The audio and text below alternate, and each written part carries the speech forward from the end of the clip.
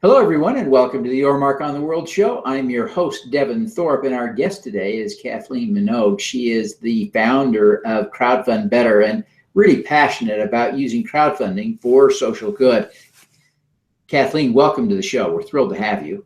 Thank you, Devin. I'm thrilled to be here. Well, Kathleen, tell us a little bit about Crowdfund Better before we get started. Crowdfund Better was founded to help other people do something that I had struggled with myself. I launched Crowdfund Better after running my own crowdfunding campaign, and that little bit of expertise, people started coming to me asking how did you do it, and after a while, I was really excited to help other people to, we'll say, accelerate the learning.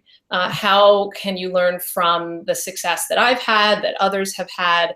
And then as the industry has grown, it's become more and more complicated. And so there's just more to know, more to understand. And I think of Crowdfund Better as the place to start your crowdfunding journey to get training and support. Fantastic. Well, Kathleen, you gave me 3 great tips that we ought to talk about each in turn. As people want to do crowdfunding, especially for social causes of one sort or another, or social ventures, community projects, your first tip is to remember that it's all about the network. Why is that so important? Well, I find that, it's crowdfunding and people focus on the funding part and not the crowd part. And when you do that, I find that people just, their minds, it's a mind shift. When you're thinking about the money, it's all about the ask. When you're thinking about the crowd, it's all about the relationship. And so there is no crowdfunding without relationships. So if you focus on the network, then you also do things like remember to ask the people you know first for help. I was at the Global Crowdfunding Convention, and a woman stood up after one of the presentations and said, it never occurred to me to ask my friends and family first. So when you start with the network, it starts you from a place of, it's like your feet are on the ground and you're looking out as opposed to reaching out. It's almost like a toddler who, if they stand on their own 2 feet, they're fine. And once they reach for something, they fall over. So if you're just reaching, you don't have a lot of solid ground to stand on. And that network is your solid ground. All the research points to needing that 20 or 30% at the beginning to provide the social proof, to help people who don't know who you are, who, they'd like to help you, but there are a lot of people asking for their resources. So why should they give to you and not to someone else? And so that network, your own network, it's not just firm ground to stand on, it's proof for the audience out there. It also helps you to think about the network because the way you're going to get your message out into the world is to go through your network. I think there's a lot of focus on marketing and particularly for what one of my colleagues calls meta campaigns, campaigns that are not a product where you're communicating an idea.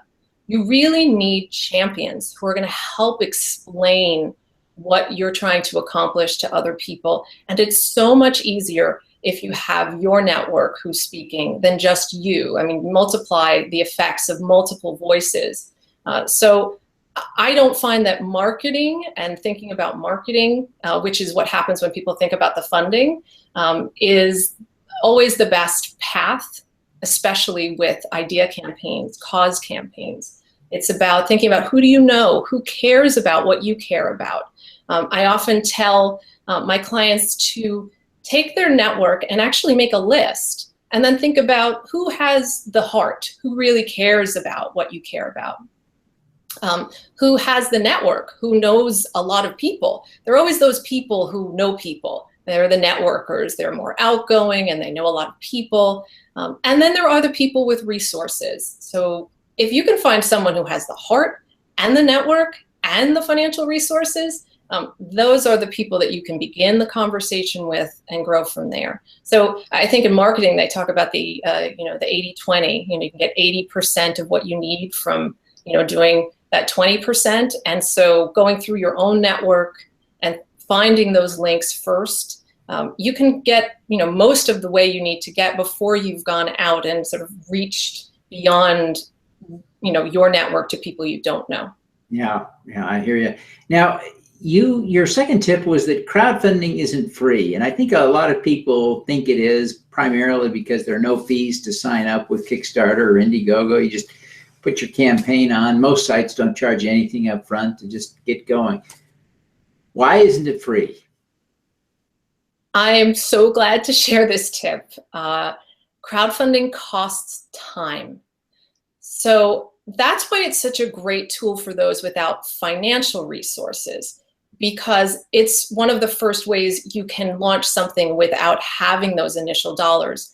But it requires time. We were talking about the network. So I get the question sometimes, why is it that some people can launch a campaign and be successful right away? They spend a couple months, they launch their campaign, they're really successful, and then others, they can do the same kind of prep and not be as successful. It goes back to the network and it goes back to time. So those who launch successfully quickly often have spent years and years building their network prior to running their campaign. I like to give the example of Amanda Palmer, who she gathered email addresses on her hand for years from her fans and put them in, her email. And she'd been doing this for years and years and years.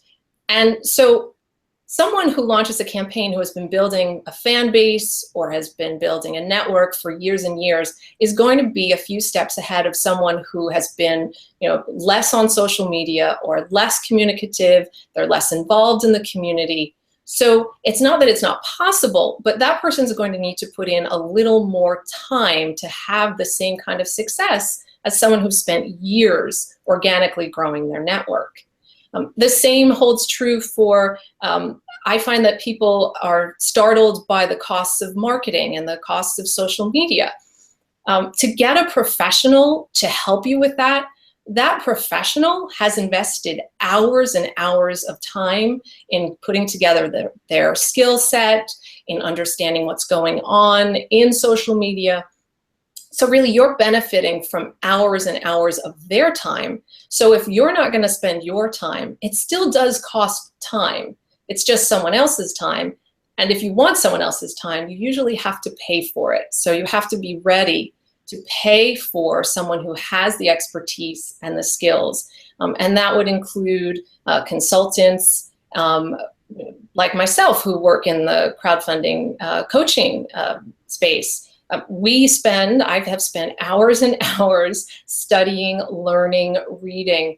And so I like to say, give me an hour and I'll save you 40. So there's different functions of time. And then there's the preparation time. It takes some time to build a network. Although technology moves our messages faster, human trust is still built in human time.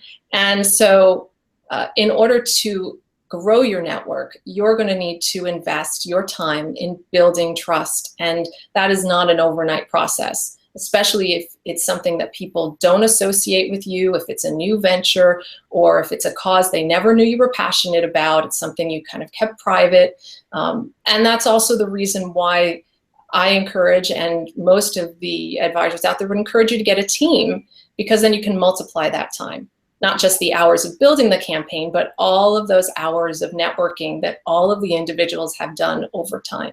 Yeah, you can multiply yourself by building a team. Now, you talk about in your tips the importance of, or the opportunity to crowdsource other resources besides money. That's an interesting dynamic. Tell us more about your thinking. Well, I'll give you an example to illustrate it. One of my clients wanted to open a healthy food market in a food desert in Los Angeles. And they launched a crowdfunding campaign and raised $100,000. It was a brilliantly successful campaign.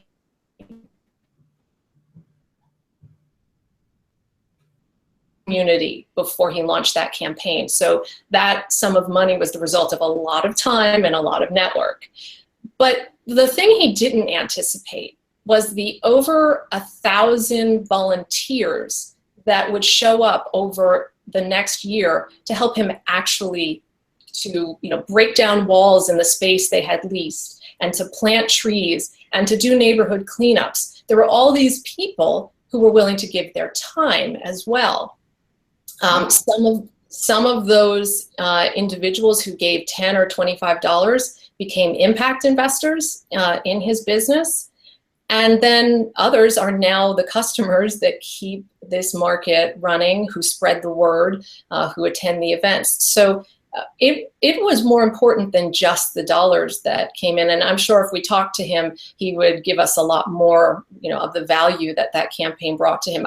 I know that he got food policy advisors. It's created partnerships with other businesses in the community.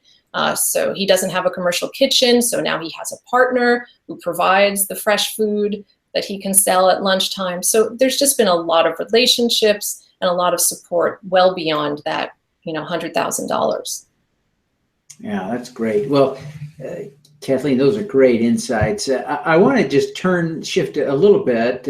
You become really a role model as a capable crowdfund consultant out there, and people look up to you, admire you. But who do you look up to as a role model? Well, it's actually people like yourselves, Devin. I'm not saying that just to, because we're talking. I was very excited to meet you finally. I think I look up to more the small heroes. I look up to my clients a lot, the ones who really, really believe in what they're doing and commit everything they have to achieving it. I have filmmakers who are making passion projects, and it's not just talk. They walk their talk. So those of the clients that I work with who are really willing to do the work, for whom they know that this will not be a piece of cake. And I love following their stories. I love watching their businesses grow and watching them make their next films.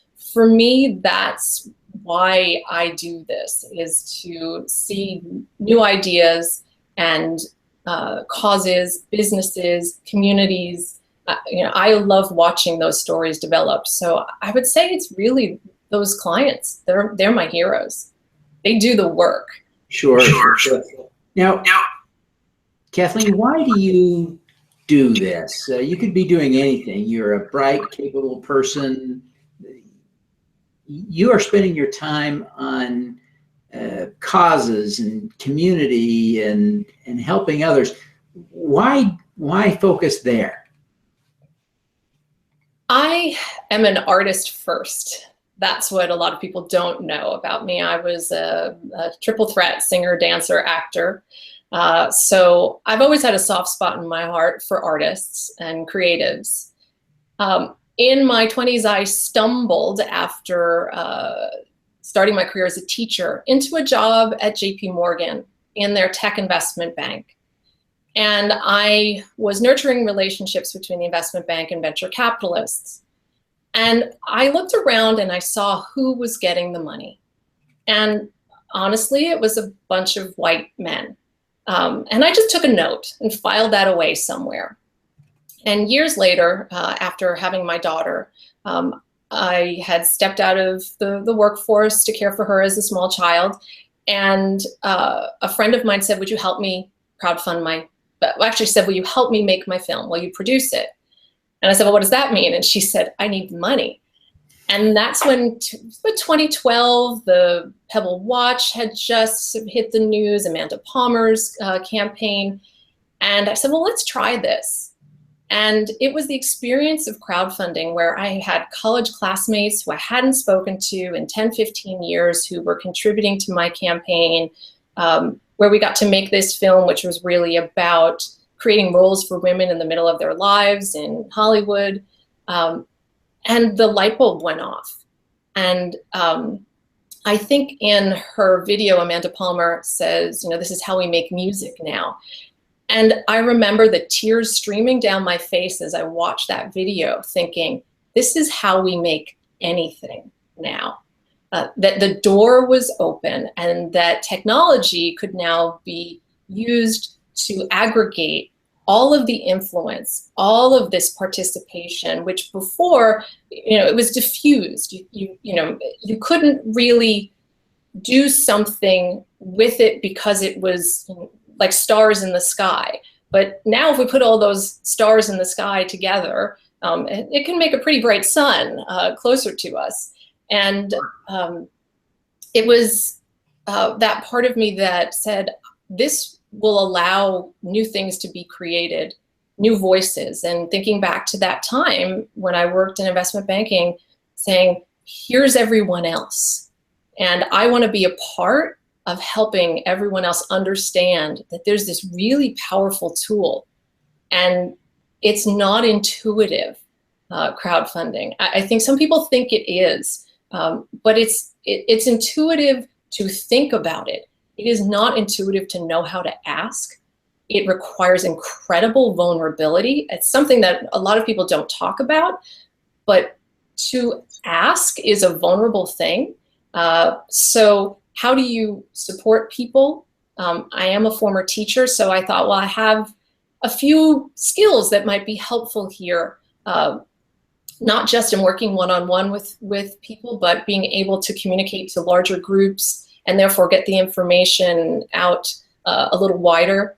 So, and now for me, I'm really passionate about this information getting to women and minorities and rural communities, because I think there is a feeling in the tech-centered communities that everyone knows how to crowdfund, and it's just not true. I have not found that true at all. Yeah, I get that. Well, one last question for you. What is your superpower? Belief. And even more so, seeing possibilities. When I work with my clients, I feel like I can see what is ahead of them. They see their limitations, and I see possibilities. Not everything's going to come to fruition, but as a teacher, that's what I focused on, is always looking for the potential in my students. So every campaign that I work with, it's never simply how do we get your campaign to succeed. It's what do you want to really do with this? Do you want to make a film, or do you want a production company that makes a whole lot of films like this?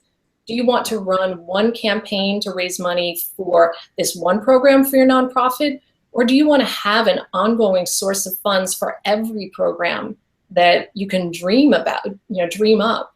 As a small business owner, do you want a simple transaction now, or do you want loyal customers who will come back time and again to ensure that your business is there in 5, 10, 15 years? Great point. Great point. And I appreciate your vision. Now, before you go, and I'm so grateful for you for coming, but before you go, please tell us how people can learn more about you and connect with you online. Sure. You can find Crowdfund Better at crowdfundbetter.com. If you want to know about workshops, we're going to be doing some group coaching to bring the price down and make it more affordable. So you can go to our events page, and we'll keep you posted on all of that. If you want to reach out to me personally, you can reach me at Kathleen at crowdfundbetter.com. And I love talking to people on Twitter. It's at Kathleen Minogue. Fantastic. Well, Kathleen, thank you so much for being with us today. And we wish you every success in your efforts to help people crowdfund for good. Thank you so much for having me, Devin. All righty. Let's do some good.